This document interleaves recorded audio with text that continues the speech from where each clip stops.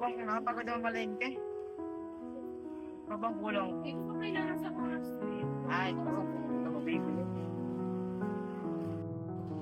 May pinabasa sa akin si Daddy. Alam mo yun?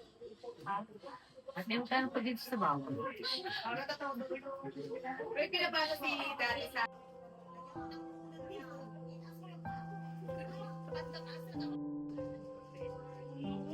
ano kaya ito? Walang na naman yung ano. Mag-aabon na naman ako. Mapapagalitan ako ng boss ko.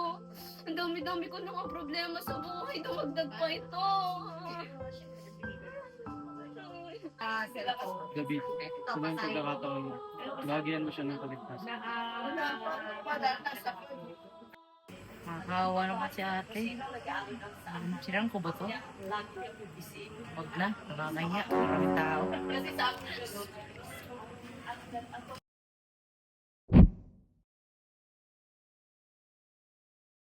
Ate, mukhang problemado po kayo ah. Ibabahagi ko lang po sana sa inyo si Panginoong Jesucristo.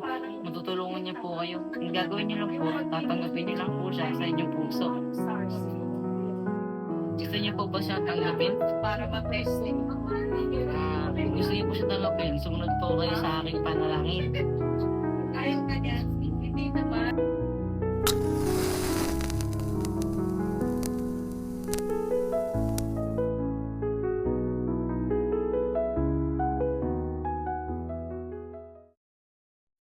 Hello po, good day po.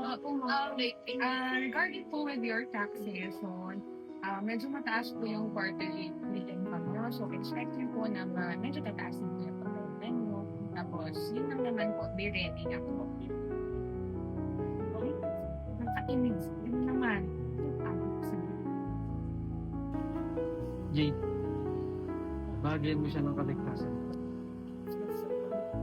Ma'am, thank you po sa pag-help niyo po sa akin sa mga taxes. Ito po, tanggapin niyo po to at basahin po. At may gusto po akong i-share sa inyo na si Jesus Christ ang tagapagligtas natin at kailangan niyo lang po siyang tanggapin sa ating puso bilang tagapagligtas. Thank you po. Ingat po kayo.